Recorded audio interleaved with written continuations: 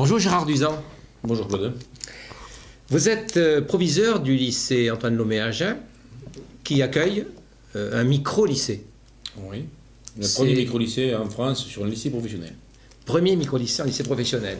Mais comment cette idée de micro-lycée est-elle née dans votre établissement? Alors l'idée est partie d'une expérience pédagogique que nous avions eue sur des classes CAP qui étaient un petit peu difficiles, notamment des classes CAP où des élèves étaient suivis en dehors de l'établissement par des structures médico-sociales notamment. Et on avait décidé de se prendre ces élèves à part pour essayer de les amener vers le CAP différemment des autres, en petits groupes, etc., etc.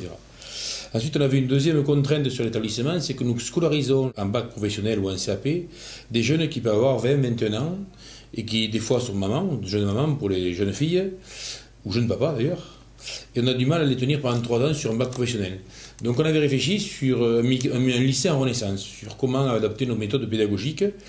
Nous avions donc posé un projet à la cellule d'innovation du rectorat de Bordeaux, qui avait été validé par M. le recteur Membrini à l'époque, et qui nous avait dit, écoutez, continuez à travailler, votre idée nous intéresse. Et sur le département, nous avons eu la chance d'avoir une directrice départementale, enfin une inspectrice départementale maintenant, qui avait connu ce genre de structure sur la région parisienne où elle était précédemment. Donc il nous a dit, mais ça correspondrait peut-être à un micro-lycée. Donc nous avons eu la chance d'en parler un petit peu à la région. Nous avons eu des interlocuteurs qui ont été de suite, qui nous ont répondu favorablement à ce projet, prêts à financer. Et nous avons le rectorat qui avait à notre disposition 2 ETP, 2 temps plein d'enseignants, qui sont répartis sur 6 enseignants du lycée professionnel, puisqu'ils gardent quand même des classes dites normales, de bac professionnel. Donc 6 enseignants qui interviennent sur le micro-lycée et qui interviennent dans les classes normales du lycée professionnel. À cela s'est rajouté une coordonnatrice MLDS, mission de lutte contre le décrochage scolaire, donc anciennement mission généralisation, donc, sur le rectorat de Bordeaux qui nous a été affecté, et nous avons eu la création d'un assistant d'éducation, de prévention et de sécurité qui a été nommé pour la création de ce micro-lycée. Bon, donc voilà les moyens, donc, moyens, dont vous disposez. Mais moi je m'interroge, quelle doit être l'action, le rôle d'un proviseur, d'un chef d'établissement à l'interne pour faire en sorte qu'un tel projet qui en fait, vous dites nous, mais donc il y a une démarche partenariale, collégiale dans l'établissement. Tout à fait. La démarche, elle est, comme je dirais, que c'est partie du conseil pédagogique au départ, puisqu'on avait des difficultés, je dirais, pour garder nos élèves, il faut le savoir. Leur donner envie d'eux. Voilà, parce que ce qui est important, les lycées professionnels, on récupère beaucoup d'élèves qui sont en échec dans la structure normale, si je peux dire, qui arrivent chez nous. Donc le seul but pour nous de les raccrocher, c'est de leur donner un enseignement un petit peu différent sur les matières professionnelles. Donc c'était une idée du conseil pédagogique, et puis après une idée des professeurs. C'est pour ça qu'on a essayé de mettre des moyens sur l'établissement, mettre des moyens sur les actions qu'on privilégie. Par exemple, nous avons un volet Europe qui est très développé sur l'établissement.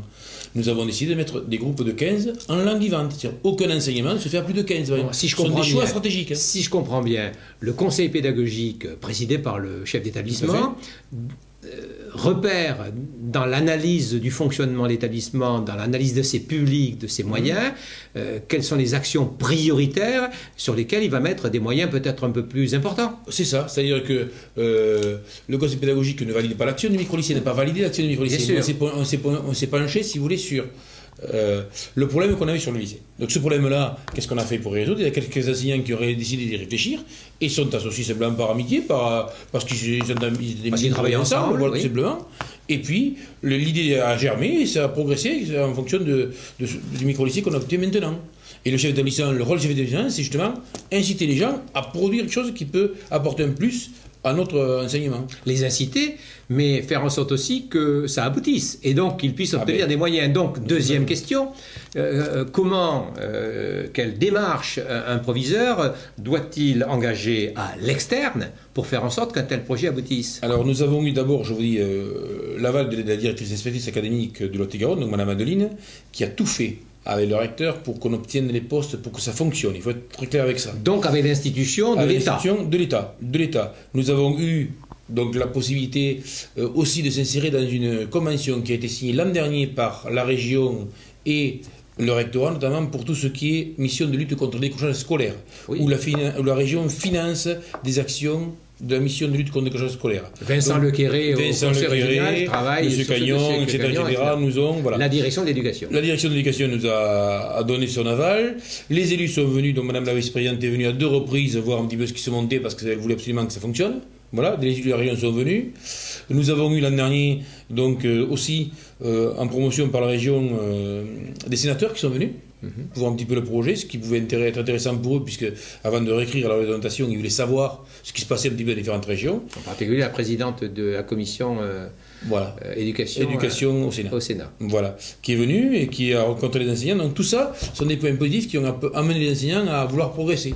Par exemple, je sais que sur l'établissement, ils sont actuellement 12 à travailler sur le micro-lycée, donc enseignants qui ont des décharges horaires compris dans leur service, et puis des enseignants qui travaillent à une heure supplémentaire. Parce que le but de ce micro-lycée, c'est aussi qu'on puisse aussi faire évoluer les mentalités par rapport aux élèves du lycée professionnel. Voilà, j'espère que ça nous apportera beaucoup et qu'on arrivera, je dirais, à générer un petit peu les lycées d'à côté. Et le but final de ça, c'est que nous avons décidé de créer, de former 12 jeunes actuellement sur 2 formations, le bac professionnel, gestion, administration et commerce.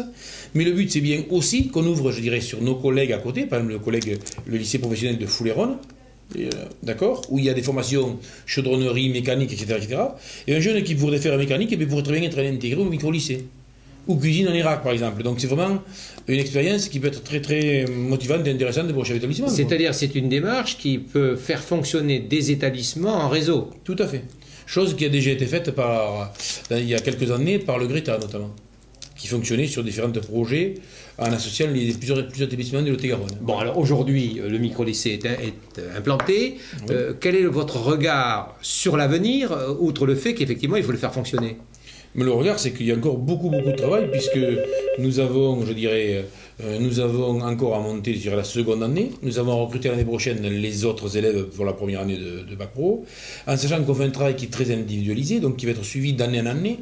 L'exemple très précis, nous avons des jeunes qui ont niveau CAP et qui vont avoir de grosses difficultés. Peut-être qu'on les prendra, qu'on leur fera 2 années de première année et 1 année de terminale. Nous avons une jeune qui a eu un bac, qui a eu le niveau bac professionnel comptabilité.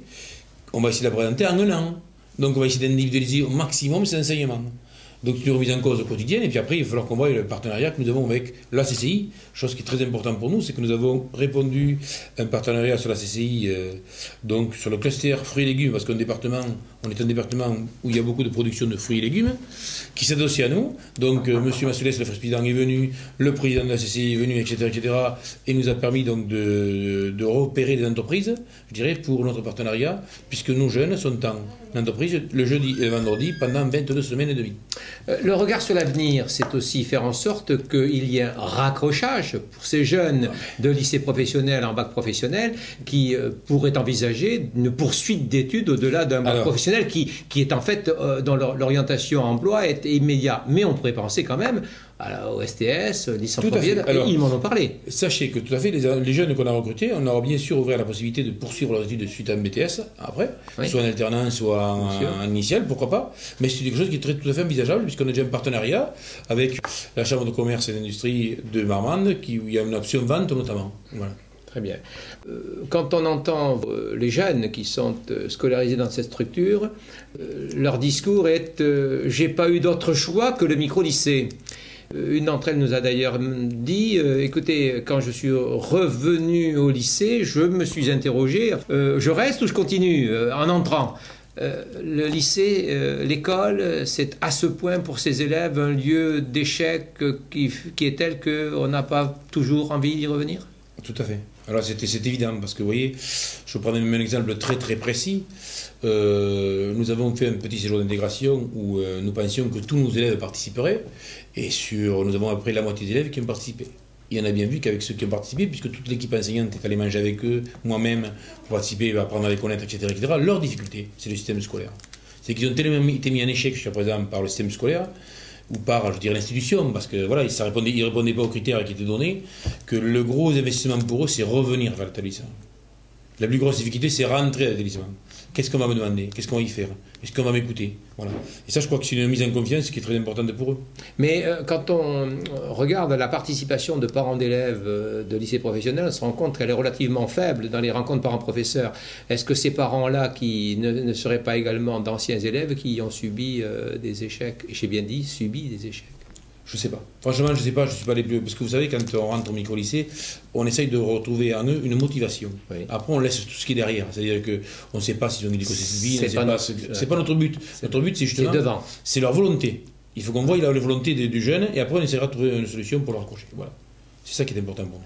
J'ai ressenti ici plutôt l'idée que nous avions un projet, nous avons été entendus, et on va essayer de faire en sorte que ce projet se développe. C'est cela? C'est ça. C'est tout à fait ça. Surtout qu'en plus, il faut que vous sachiez que quelque chose une anecdote, par exemple, quand nous avons lancé notre appel, je dirais, aux entreprises, ce qui a fait peur aux entreprises pour prendre nos stagiaires, c'est le mot décrocheur.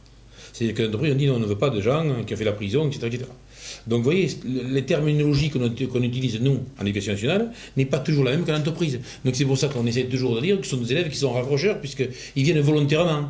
Voilà, ils ont été décrocheurs à un moment donné. Notre but maintenant, c'est de leur donner un diplôme, leur donner une intégration dans la société. Les Québécois, eux, n'utilisent pas l'expression décrocheur. Ils ont ils utilisent des expressions beaucoup plus positives, et choisir le mot raccrocheur, voilà. C'est peut-être c'est le mot que j'ai utilisé quand même Paul Langevin, le ministre, est venu nous voir. C'est vraiment, il faut me positiver pour ces jeunes-là, qui sont quand même, vous avez pu le remarquer, volontaires, puisqu'ils viennent, ils sont demandeurs. Oui, ils sont demandeurs, et puis ils ont des projets, oui. Mais on s'aperçoit quand même rapidement que derrière ce masque, je dirais, qu'ils nous laissent au départ, il y a un vide. Un vide, quoi, qu'il faut essayer de combler par le temps qu'on n'a pas su leur donner à un moment donné. Voilà. Donc leur donner du temps. Leur donner du temps, tout à fait. Merci beaucoup. Je vous en prie. À bientôt, Claude.